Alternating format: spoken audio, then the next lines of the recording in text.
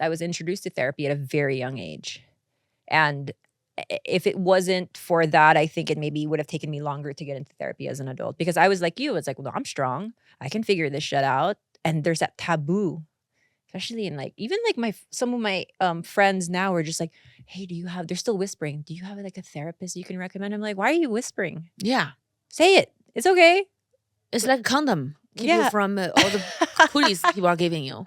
Hi guys, what's up? Welcome to Tiger Milf Podcast, and I am thrilled to have this queen on my podcast. She's the very few powerhouse in comedy. Actually, help me, believe in me, lift me up when I need help, and she believed in me, and she's literally one of the very few person who is doing that push for me for my career, and I am very grateful that she made time today to be here. I'm ready for the one and the only Khalyla Kuhn.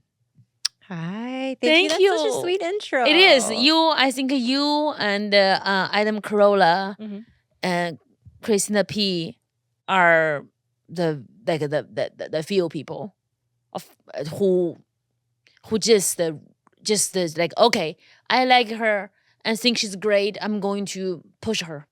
Yeah. And that's what you did. Yeah, I think from the moment I caught wind of you, I was sold. Like, do you have something about you that I find similar to Bobby, which is sort of this like unadulterated, I don't give a fuckness? And I think that is so pure and authentic in people. And even I myself envy, because I'm like, fuck, I want to channel Jiaoying in certain situations. Because you're just so fucking fearless. Like, you don't give a fuck. And I respect that so much in people. So of course I'd push for you. Of course I'd rally for you. Like, I am a full believer in you. Thank you. And you are very aware of how influential you are. And you don't give a fuck. You wanted to lift me up, and you wanted to put up on a great show for your audience. Yeah, you're funny as empower Asian women. Oh, thank you. It's just I hate to say this, but like in our community, being an Asian woman doing what you do is so difficult, and people just judge you because you are a woman, you are an Asian woman, you are doing the things that the big white man is doing. You pull off the same shit they are doing, you're doing even better. People just hate you because you are great. I think there's definitely, it's one thing to be a woman. It's another to be an Asian woman with a really dirty mouth. And I think that makes a lot of people uncomfortable. Yes. But you ride that wave. You profit off their discomfort. And I think that is, and it's not an easy path, but I think, it works out in the end. Yes. I love that you humanize woman. You really do. When Bobby and I first started Tigerbelly, like, we were like the fucked up Asians, right? Like, we were the ones that just weren't, like, we didn't fit into that model minority of what people like, I think, had the idea they had of Asians. But like, that's why Bobby and I bonded so quickly. We were just like, ooh, like, you're really broken like me. Like, yeah, we should go buy some mics. That's amazing. And I feel like Tigerbelly really empowers Asians, and also make us understand that we can be humans. Yeah. We don't have to be the A+ students. No way. Quiet people who have to be the creatures that other people think of us. We are people. Yeah, we can be fucking disasters. We can be really irresponsible with money. We can be really irresponsible with people, with kids, as parents. It's like, but all of this, like, growing up, it's like, so much of, at least in Filipino culture, is like, you sweep things under the rug. It's not something, we outwardly like talk about. But we like feel like how disastrous we are, but no one's fucking talking about it, Yeah. So thank you for saying that. I think that Bobby and I have done a good job of, at the very least, like showing just how disastrous Asians can be. And you guys are great humans.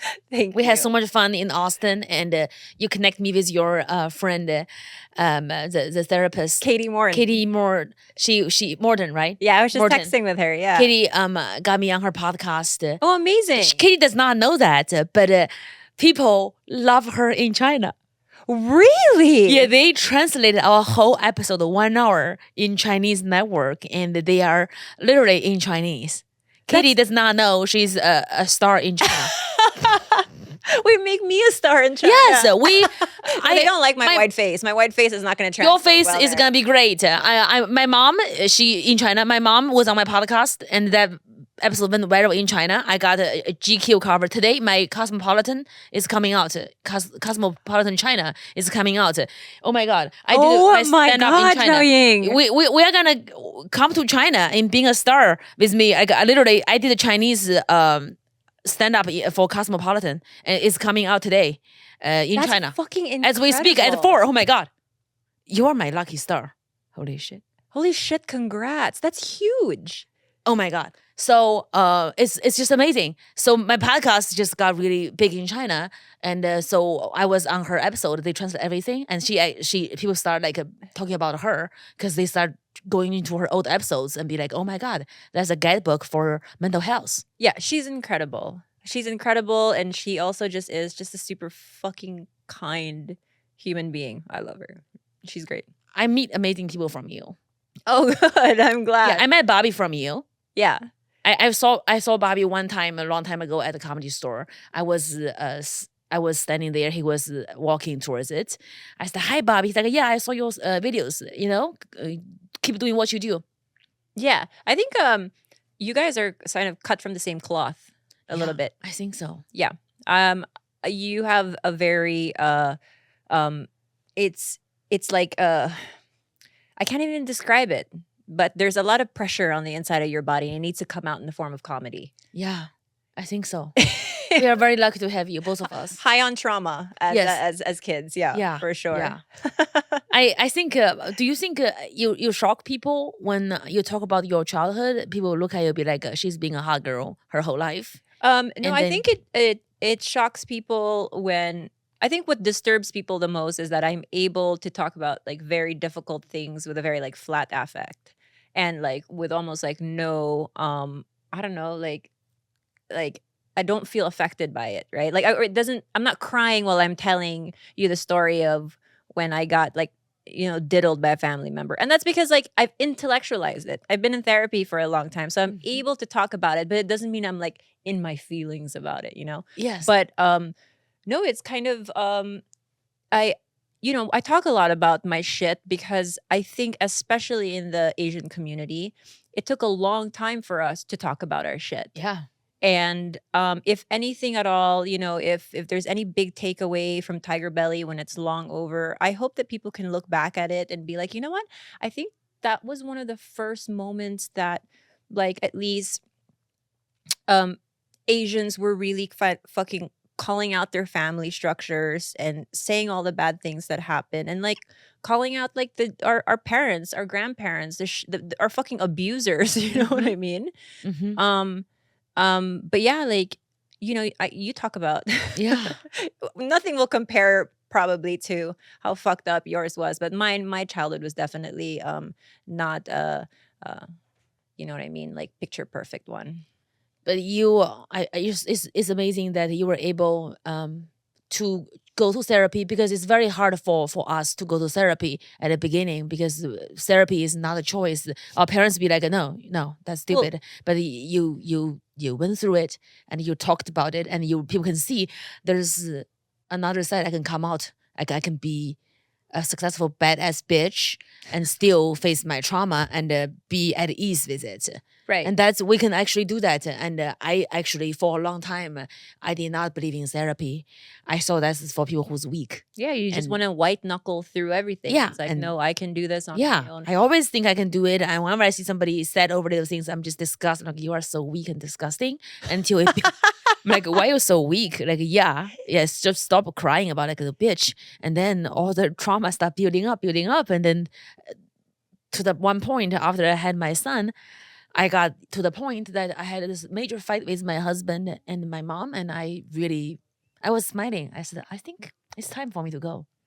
Oof. To kill myself. I wasn't even angry. I said, actually, that's the best solution. Yeah. I tried everything and I'm gonna kill myself.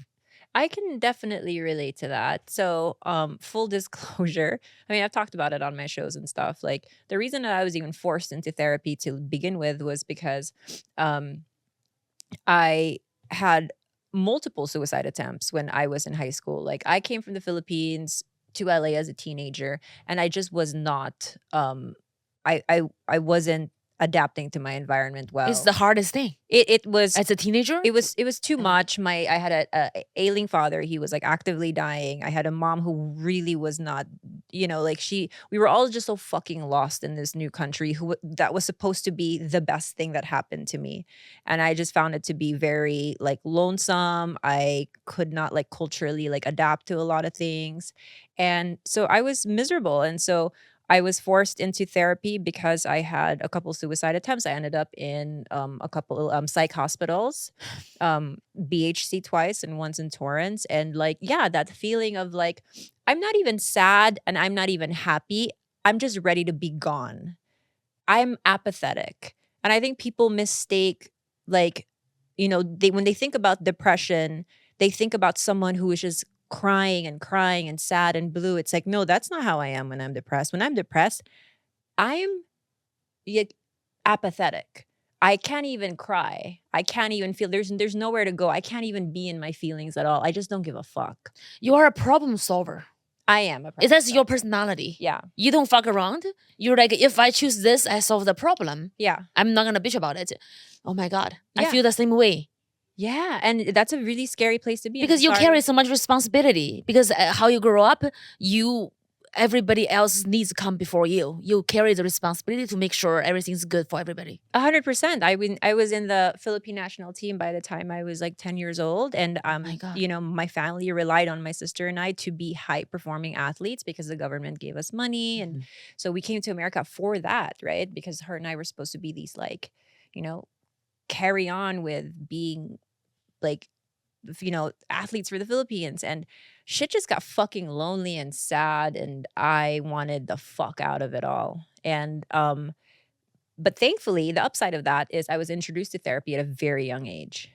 And if it wasn't for that, I think it maybe would have taken me longer to get into therapy as an adult because I was like you. It's like, well, I'm strong. I can figure this shit out. And there's that taboo, especially in like, even like some of my friends now are just like, hey, they're still whispering. Do you have like a therapist you can recommend? I'm like, why are you whispering? Yeah. Say it. It's okay. It's like a condom. Keep you from all the police people are giving you. No, exactly. Yeah. I started therapy on January this year. Just this January. Yes, I hate that I start so late. Oh no, that's amazing. It's never too late to start. Good for you. Since I got on Tigerbelly to now, one thing different is that I got sober. Amazing. Because when I got on your show, I just started therapy like a few months. Now I got sober. Nobody told me you should stop drinking. I decided that I love myself too much to never reach my full potential. What was a point for you where you were like, oh, maybe I have a problem? I always knew I had a problem. Really? I started drinking when I was 14 years old. Nobody knew. My father is an alcoholic. He's not functioning. I've never seen him sober. And he's the reason why my mom and him fight so much because my father never had a job because he's drunk. My uncle is on a wheelchair from drinking. Oh, wow. So we have it. I have it in my DNA. Okay. But I'm very ambitious and together. So I won't let drinking get in the way of things. So I would drink with my dad when I was a teenager.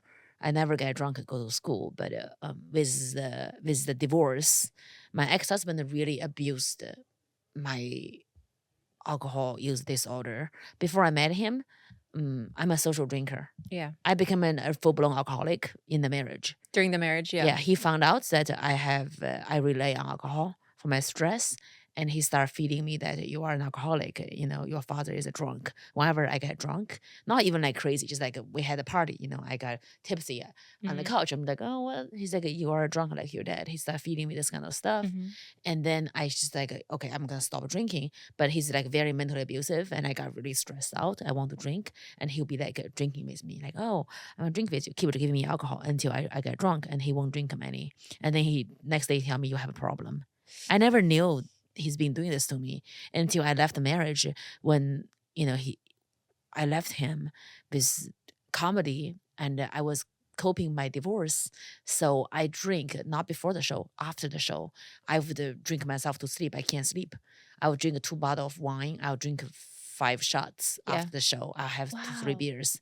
And to a point that I throw up in the morning. Every morning I would throw up.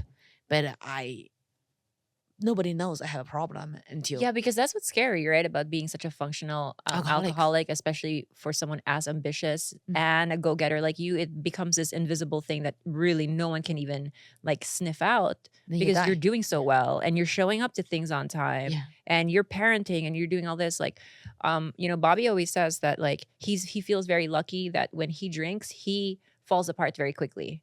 Like, it's very obvious. Like, it's like he'll hit a bottom very rapidly. So it's like but I think it is scarier when you drink and you're still able to do all of the things, because then it takes longer for you to realize that, oh, I do in fact like have this problem. Yeah. There are when there are no consequences right away, like how are you supposed to know that, it's a problem outside of like feeling physically ill? Yeah, I have high tolerance, very, very high. When I was in college, I drive everybody home. I drink the most. No shit. I drive everybody home because my alcoholic father, we just have high tolerance with alcohol. When you have high tolerance, it's a bad thing. It's because people would get drunk in 3 glasses. I'll take 2 bottles of wine to get drunk. The first 2 glasses, I feel nothing. I'm like, I have more energy than ever. 4 glasses, I have more energy. 5 glasses, I can do an hour show. And then after 1 bottle, like, I'm a small girl. It's the poison in me. It takes days to get out. And the thing really make me want to give up is that in the morning, I can't get up at 7 a.m. My children came to my bed and they're like, hey, mommy, I want to go to school with you. I'll be like, go away. Shh. What? So I won't be there for them. I'm not there for them at night to tell them bedtime stories. Yeah. I'm not there in the morning, so I'm not there. Yeah. I will be gone from their life. And I decided, I think it was at Austin, I had this one show. It was beautiful. It was sold out. After I meet the fans, I start drinking. I start have 1 glass, 2 glass, 5 glass of beer. I had 5 shots. And I went back to the hotel room. I grabbed 4 beers. Wow. I was sitting in my bed, drinking beers. Then I went to the bathroom and threw up. So I choked myself. It was very hard. Did not die. It just went to my throat and then my nose. It was that feeling. It's like I was so disgusted by myself covered with puke. I'm like, why would I do that? Did I need to drink to get on stage? No. But why would I do that? Then I realized it hit me. Is that I get drunk as a self-sabotage behavior is because I reject therapy. I make fun of people who is sad over little things because I think they are weak. And deep down, I'm still that little girl who was from the dumpster, who nobody liked, who was ugly, who don't deserve anything good. So when I have the success coming to me, I don't want to feel the success because I know I don't deserve it. So I get drunk. I don't feel it. Well, you're not in a place to receive joy. No. So you're in a place to work really hard. You're in a place you're coping, whether it's with alcohol or whatever it is. But I think until you work out the stuff of being young and hurt and do like that inner child stuff, you will, no matter where you are in your life, no matter how much money you're making, if you are not able to experience that joy, there's nothing you can do. Like, you could be like, I'm happy, I think. There's money in my account, I think. But it's like, you won't feel that until you've done the work. That's so true. And that work was missing. Yeah. I mean, I did not go to therapy after my suicide attempt. So, really? Yeah, the suicide happened before I went to your show. So I Wait, got before Austin? before Tigerbelly. before Tigerbelly. Yeah. The suicide happened. I would say 3 years ago. I Wow, tried to kill yeah. myself. Maybe that's the last time, the first time and last time I tried to kill myself. But even though I tried to kill myself, I did not go to therapy because my ex-husband told me therapy is no, don't do it. What a piece of He's shit. stupid. Yeah, he's awful. He's this fucking shitty piece of shit. I wouldn't. I think. I was just really sad, and I don't think there's a solution for it. I know I'm moving as fast as I can in my career, and I'm spending as much as time I can with the children. I still feel like I'm really sad, so I decided to go to therapy. So I think it's like after I got in therapy, I went to therapy right before I got on Tigerbelly show, and before our Austin show, it was like I think around I think 2 months after Tigerbelly show, I started to talk myself in a logical sense. I would ask myself questions that make sense, not like the like the passive aggressive defensive stuff we ask ourselves without any help. I would say, why would I drink? Normally I'll be like, I'm having a good time. You know what? I can drink and I'm not a drunk because I can get up in the morning. I can still work. So don't call me a drunk. You know. Now I'm like, but I didn't need the alcohol. I didn't need to throw up until 4 a.m. in the morning. It's because I didn't do the work. I don't deserve happiness. I don't want happiness, and I need to figure it out. So I said, first of all, I don't need to be drinking because I want to be there for my children. I want to reach my full potential, and I know I'm gonna get sick in a few years drinking like this. Yeah. I'm gonna get sick. I'm also pre-diabetic. Pre-diabetic, yeah. And then the doctor told me you can't drink that much. Shit. You can drink a little bit. You can't drink 2 bottles of wine a day. Yeah. Did the sobriety come before therapy, or did therapy come before the sobriety? Sobriety come after therapy. Sobriety came after It therapy. just after therapy, I start asking me questions that matters because I'm educated enough to be asking myself the right question rather than being this defensive person. That's a problem with smart girls like you, though, and smart girls like me. It's like just because we understand what's happening to us doesn't mean it's not happening to us. Do you know what I mean? Yes. So it's like where I get in trouble a lot is like I intellectualize everything, where it's like, well, no, like I understand what my problems are, therefore I have an advantage over the problems. It's like, no, the problems are there. Just because you understand they're there or know they're there doesn't fucking change it, right? And so like I get why you probably didn't feel like you had a problem for a very long time. But what I wanted to ask you is like, what did your first therapy session feel like? Oh my God. I feel naked. It's like the first time you try meditation. The fuck is this? Why would I waste my time on this? Yeah. Why is she judgmental? What's my doctor? Like, what? This is not gonna do anything. Like, I'm not having more money in my bank. This is not a job. I'm not spending time with my children. Yeah. I was trying not to be judgmental the whole time. I'm trying to tell myself, hey, this is science. Yeah. You believe in science, don't you? Yes, I do. So just don't try to be weird about it. Just even though you don't believe it, just listen. Just she's asking all of the basic questions. It was so slow because I'm always in this trauma, panic, flight mode. Yeah, my whole life. Yeah. Like when something's not productive, I have anxiety. Yeah. And it is really hard sometimes for me to trust the process. Yeah. And the first one was like that. I just trying to convince myself this is science. You believe in science. You're not wasting your time. That's what you need. And then slowly it got to a point that I'm like, wow. What point did you realize, oh, okay, I think I want to tell this person how I'm feeling. I think I want to share. Because, like you hold on to it and your stuff and you turn it into comedy a lot. But like, I think what happens with comics is because you do have an outlet for your trauma in the form of comedy. Like, are you able to talk to this person and say, hey, like I'm just fucking sad and I'm not trying to make it funny. Like, I feel shitty and I feel like crying, like what point did that happen for you? I think I just really have a hard time to talk with my mom because I just don't think I can solve it. And I just feel like there's nothing I can do about it. And my mom was just really toxic one time because the thing about her is that something can trigger her. And once she's triggered, she would basically tell me I'm a bad person. I should die. Oh, shit. Like, you should die. You're a bad person. You were born selfish. That's just in you. You are just a bad person. You are a selfish person. You are inhumane. You don't have a soul. My mom, when she got triggered, she would go into a cycle. Like red zone. Yeah, red zone. She just gonna start talking about like you should die. Yeah. Or I should die. Maybe I should die because you drove me crazy. I should die, and you are a selfish person. Over something, I would. It's like, we were in a restaurant. She asked for a booth, and the waiter's like, "We don't have a booth." And do you want to wait or do you want to sit on that table? I asked her, "Can we sit on that table and switch to a booth when it's available?" She goes, "No, you can't do this. My mom is taking the kids to the table." I said, "Mom, come back, come back. We can't sit there because we can't switch." She's like, "Why do you speak to me so loud? Like, are you trying to insult me? Are you insulting me? You fucking bitch." Mm-hmm. And she would take the children and she would leave.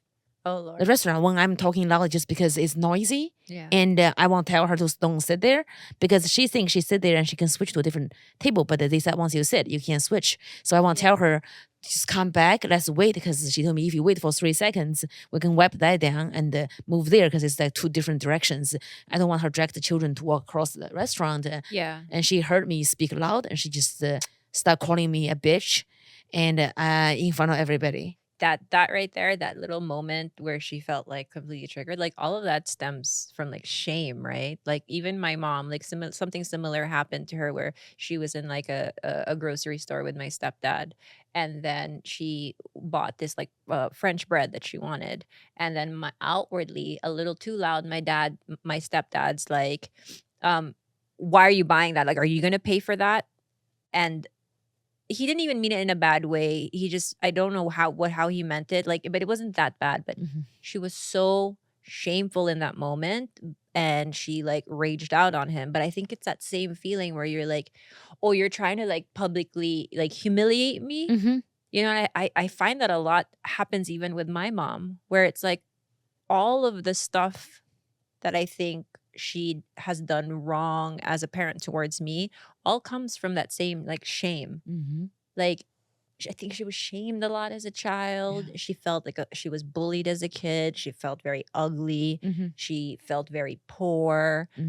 She never thought she was worthy of anything. So, you know, when I look at my mom now and she gets like triggered in that way, I just see like a young kid really hurting and who hasn't had the access to therapy like we have. Yeah. You know, and I'm just like, oh, that's just a young girl who is not getting what she needs.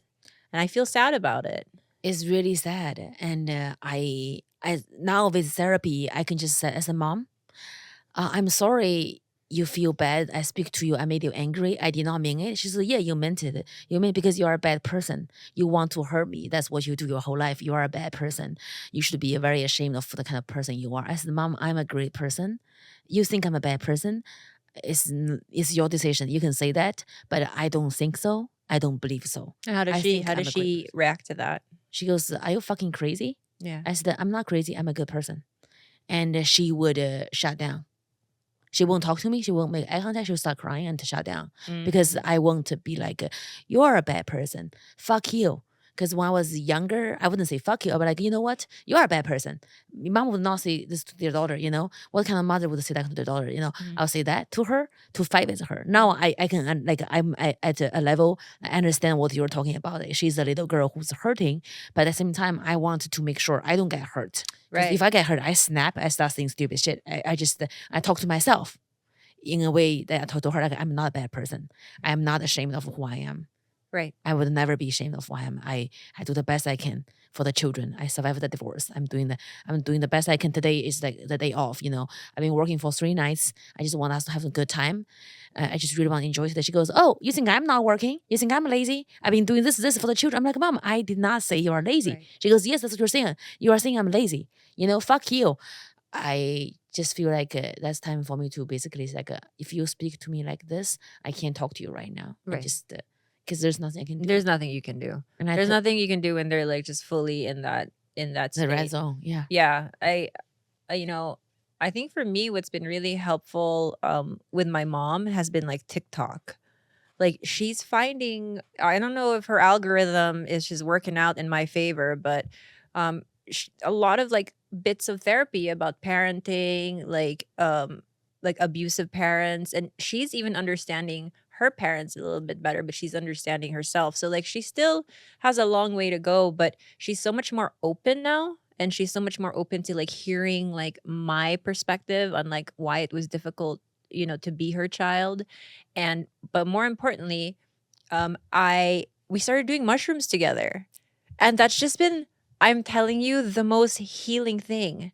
When we do mushrooms together, I see my mom for like who she is. I see that child. I see this like person who just wanted to be loved but didn't get it. And we just go on these like 5-hour hikes. And I'm like, well, fuck, she's never going to do therapy. Like, might as well, do some psychedelics with her, and maybe we can find some like common ground. And we have, and it's been so, like, I'm just so glad like we have that now. That's so beautiful. Yeah, maybe you and your mom can. Well, no, you're sober, but I'm saying she's doing therapy. She wants to. Oh, find a she therapist. is. She said I wanted to also find a therapist to help me with my problems, so you can suffer less. I think that is huge. She said you can suffer less. I said, suffer from what? She suffer from when I'm unhappy about you being a selfish bitch. I'm like,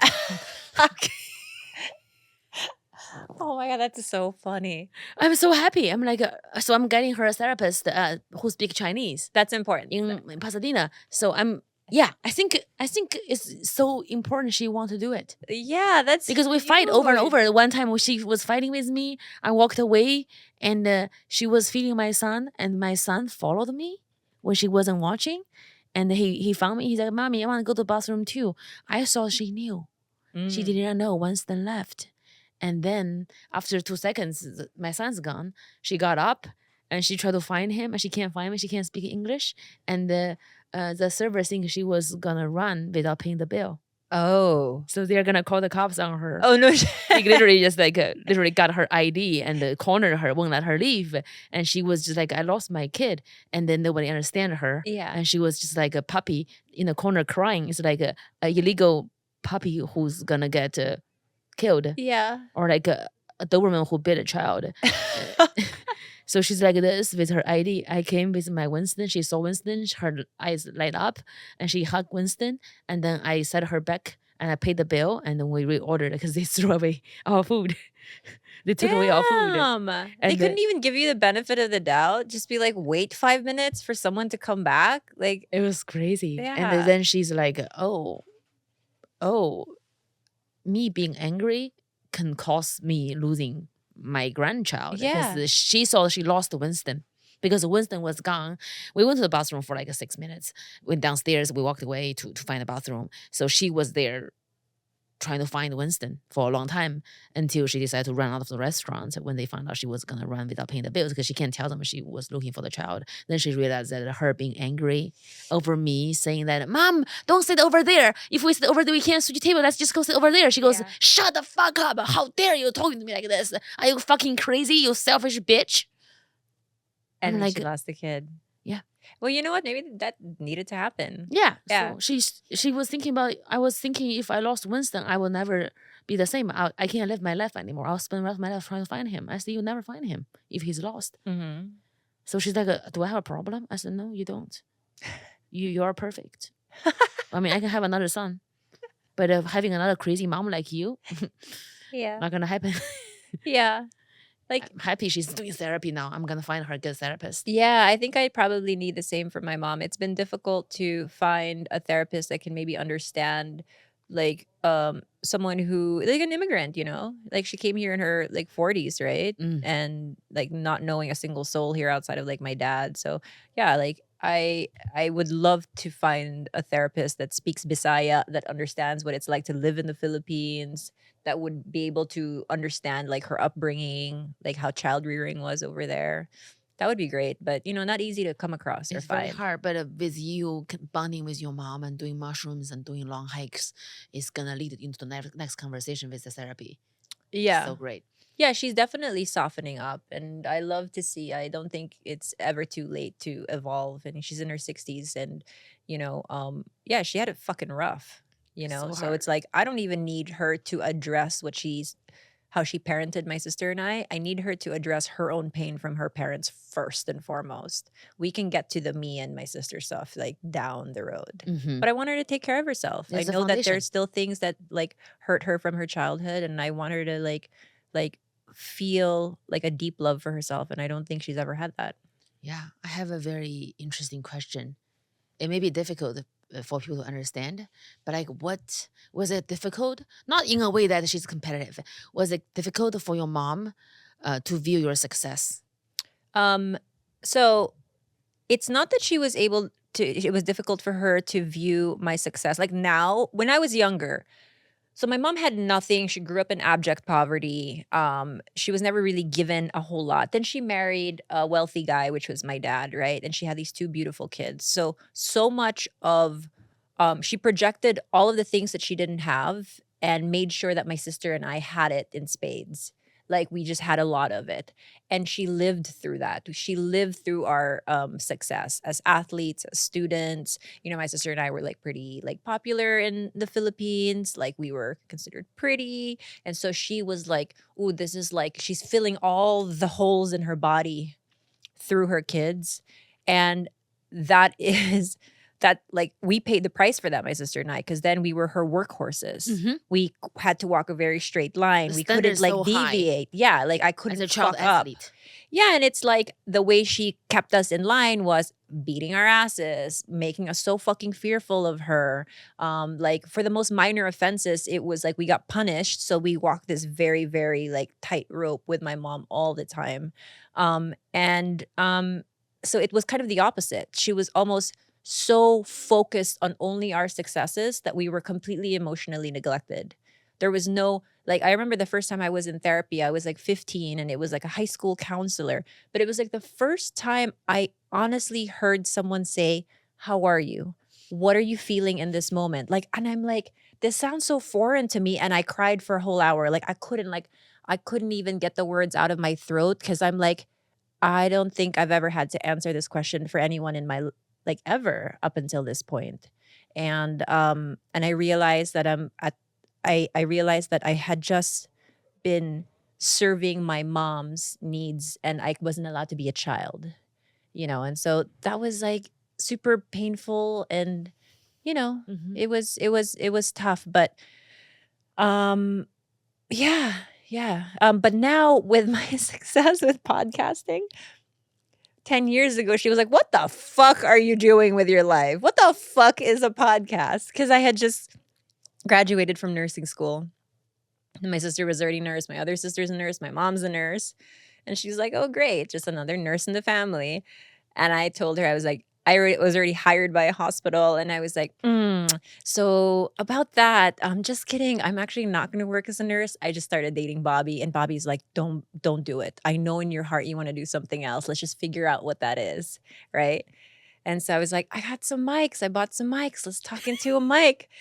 And she was just like, "Oh, I don't know what the fuck this bitch is doing." But like, I told her, I was like, "Ma, if you're so angry at what I'm doing, and if you're so angry that I'm not doing nursing, don't bail me out.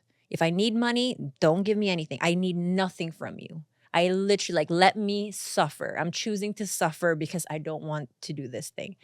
And she just like, "All right, I'm gonna close my eyes and hope to God 5 years from now this pays off."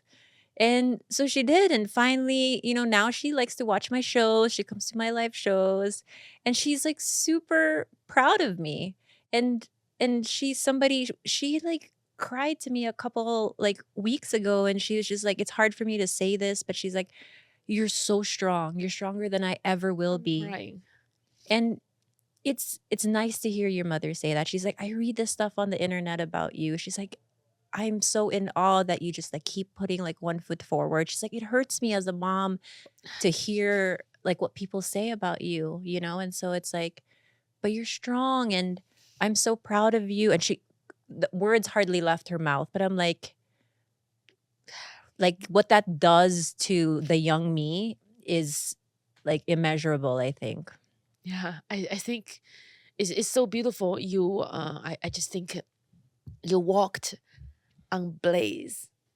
You know, when when you and Bobby started it, you don't know where it's gonna go.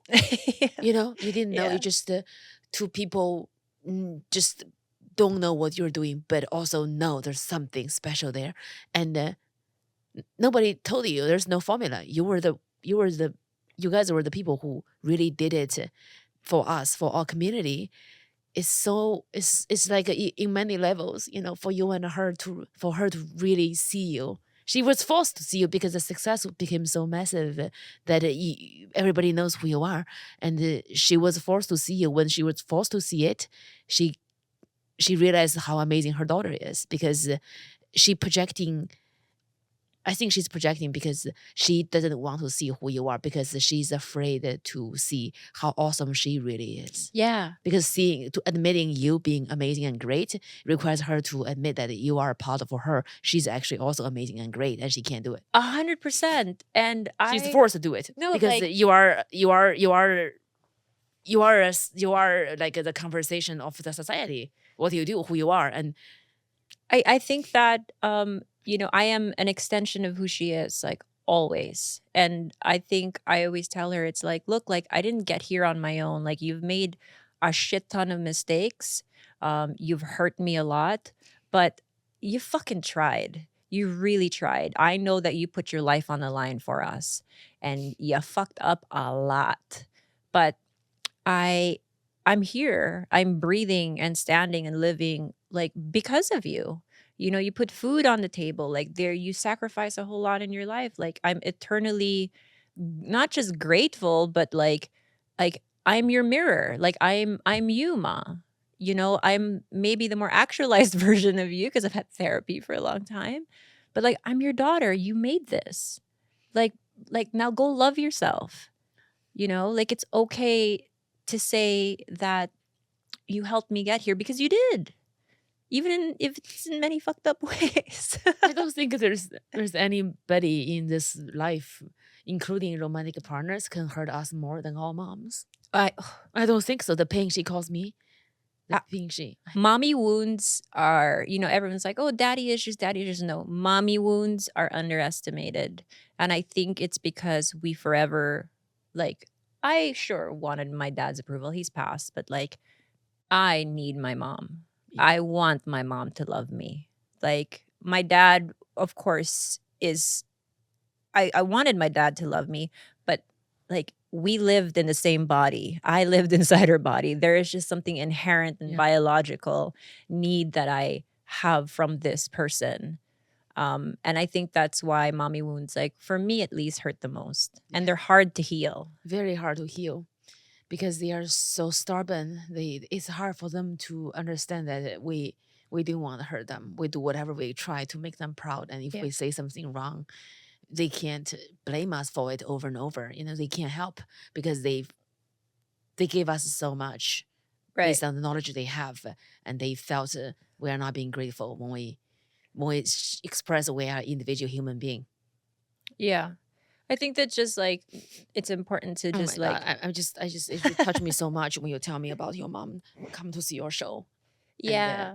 And understand what you do for a living and how much people you inspire. Yeah. And that's a thing, right? It's like, I always view myself like, oh, I'm just a podcaster. I'd actually don't do stand up. I don't do anything. I just created this like little podcast in my head. It's always just this little podcast, right? But whatever it is, like whether it's my sister, as a nurse or whatever it is I would have done in my life, like it is just nice to have your mom like validate your existence and your success. Yeah. And say like, holy shit, you got here, you did it. And despite me telling you to kill yourself, you're here. Yeah. That's kind of cool, right? Yes. I remember when I took my mom to when I was inducted into Asian Hall of Fame, I took her there. And after I got the award, she was on stage. I gave it to her. I said, Mom, I want you to hold this. And she said something that she made me cry. She said, you know what? I always knew you would get here.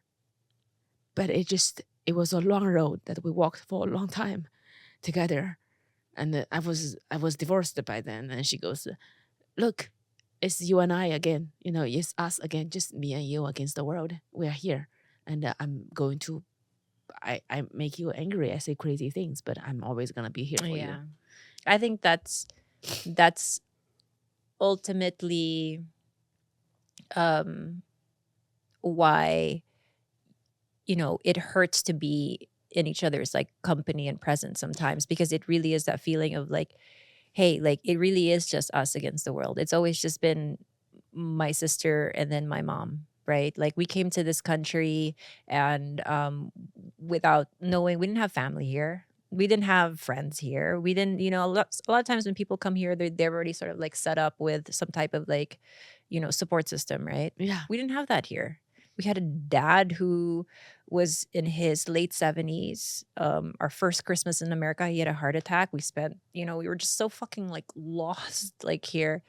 So that feeling of like when your mom's like, hey, look, it's us again.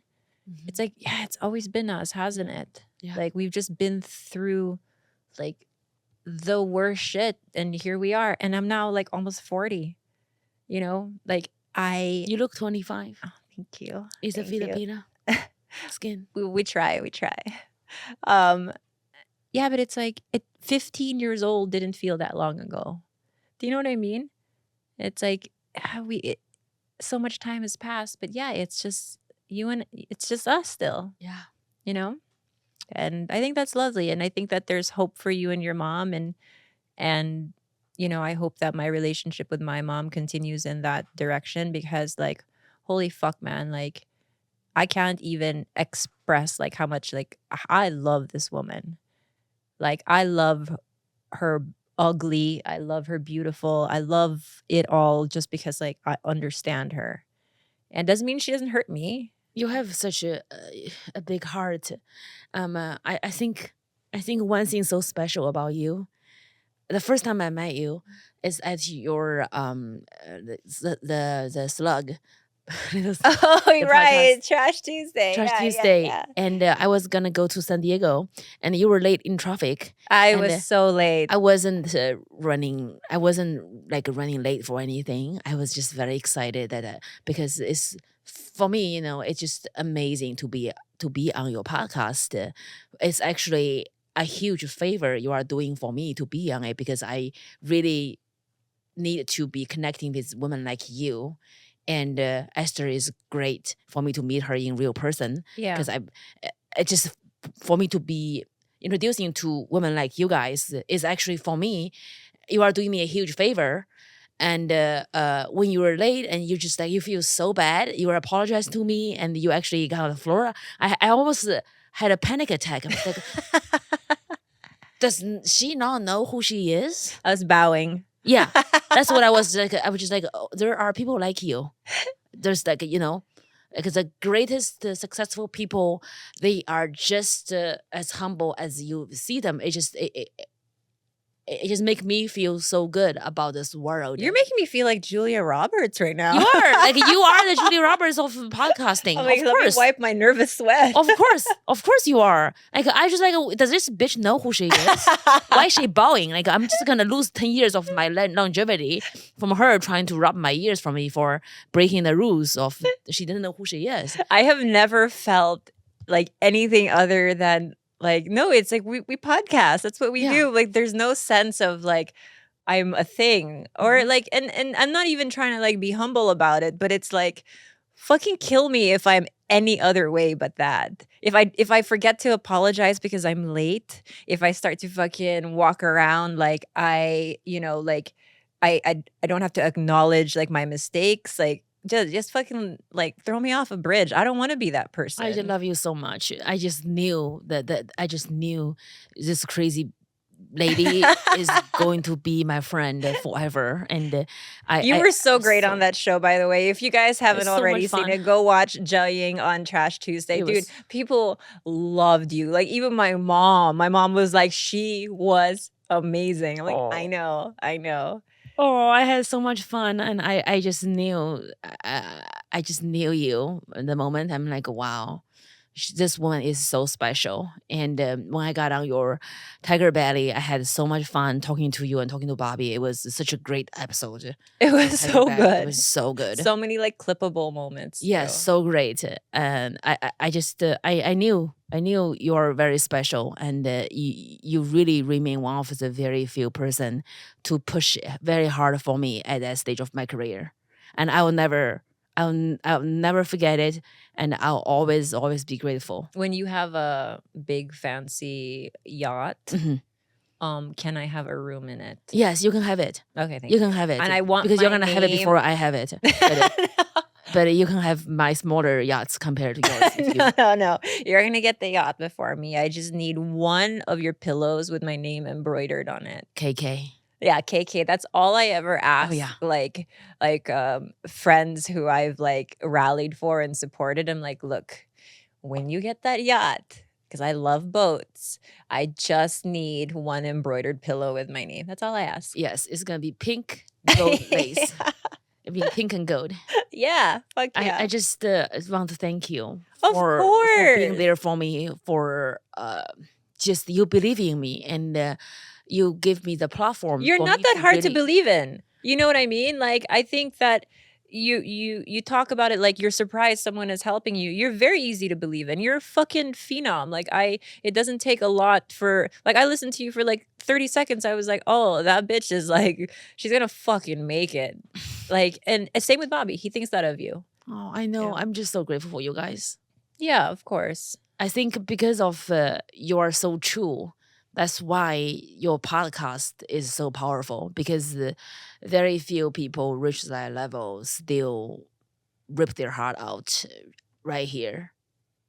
People Yeah. just don't do it because they lose it on the way there. Yeah. And you are just, there's something about you that is your mission to wear your heart right here, so you can just get through all of the media just here. Khalyla is right here, like that big sister that the little kids can look up to, be like, I'm not crazy. Yeah. Like, I'm not gonna, this is not enough of me. Oh my God, I love that you say That's that. how I Like, feel. my That's only why goal is to make people feel a little bit less like fucked up and alone, right? Yeah, I think that's the all I power really like. you have. And there's some people like, who hate what I say, who think I'm a fucking psychopath because I say these horrible things about like that have happened to me with a straight face. And it's like no, I say these things and I share these things about myself because like I grew up feeling like I had no one to relate to. Like, the only thing that I loved watching when I was a teenager was Howard Stern and listening to Loveline with Dr. Drew Oh, I love Dr. Drew. and Adam. I love Adam. Oh, Yeah. by the way, Dr. Drew and Adam are the other two person. Yeah. Like, Dr. Drew came to see me at Jimmy Kimmel Club like last weekend, and he and Susan came to see me at in New York, the show I did with Godfrey. Yeah. Him and Adam. That's like, see, it's the whole circle, because you watch them and you connect with them, and Adam is like, literally, I'm on his show. I'm a regular on his show, and he introduced me to so many people, and I'm crazy, and he's like you. He just see the crazy, and he appreciate the crazy. Yeah. Yeah, because I think that crazy has a lot to offer. And I think when I was like younger, like I would listen to Loveline and I would listen to Howard Stern because I'm like, at the very least, there were girls that would come on and talk about the bad things that had happened to them, like sexually or whatever. And those are the things I could relate to. But in my everyday life, I'm like, no one's fucking talking about Everybody's so being fucking perfect. molested. Yeah, everyone looks so great. So I would tune into those things, and like it does feel like a full circle moment because like I do, like, we've had Dr. Drew on Trash Tuesday, and it's like, oh fuck, like this is the person. I always tell him this. It's like, you were in my ears when I was a really lonely teenager, and like your show helped me not feel so terrible. So even if I'm laying it all out there, and even if it makes people uncomfortable, at the very least, I know there's some people listening who are like, hey, like I feel a little bit less terrible about my life because like Khalyla talked about being like fisted by her family doctor. Do you know what I mean? So I'm like, you know what? If me getting assaulted by my family doctor makes someone not want to kill themselves, fuck it. Then this is all worth it for me.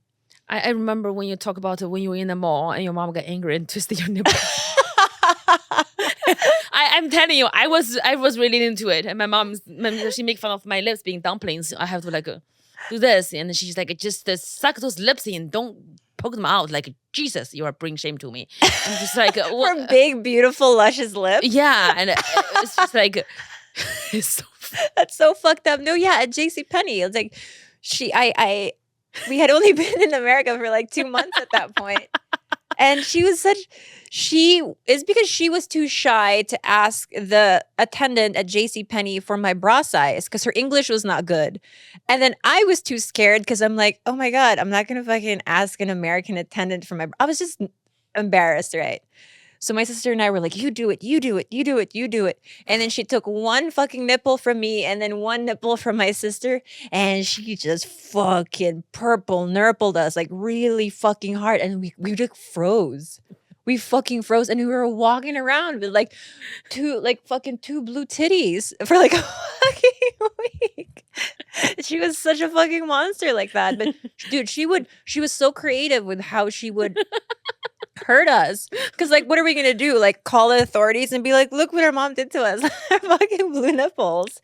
So but dude, she'd fucking like banana peels, like whatever she had at her disposal was like her weapon. I know, my mom is Yeah, she's like, rock salt, we'll make you fucking kneel on that. Oh my God. Yeah, she so was funny. She really was kind of like a performance artist in that way. Yeah, my mom is the same way. She's the same way. Yeah. She was threw a dictionary on my face. Yeah, learn some words. Yeah, she's like learn some ABCs.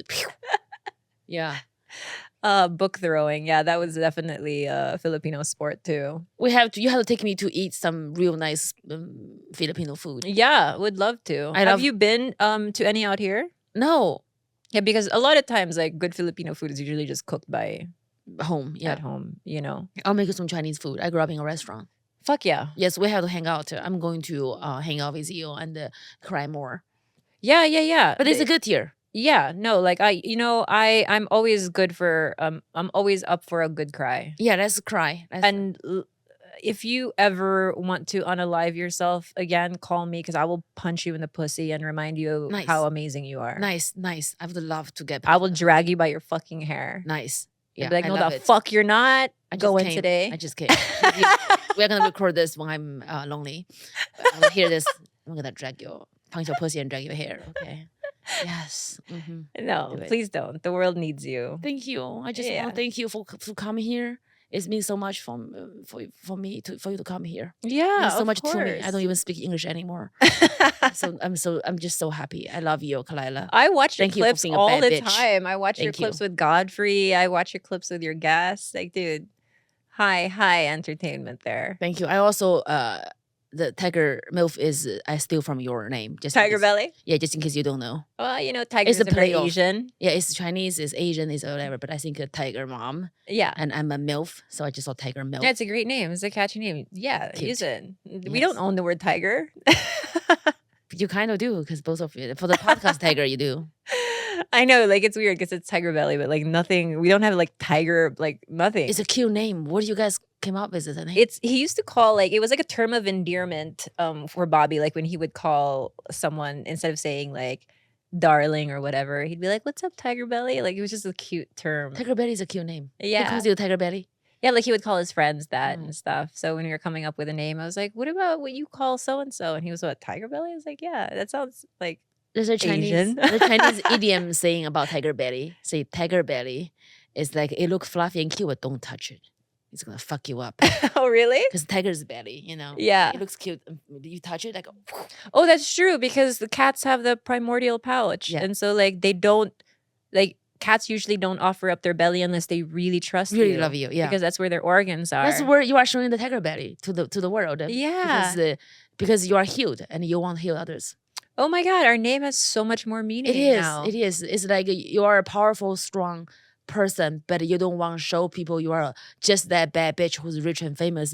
You're like, I'm a fuck little piece of shit like you every day. Yeah. And you are vulnerable because you are powerful. Because you know you're powerful. But isn't that a thing like we all learn later in our lives, is like being vulnerable is the most powerful state you can ever be.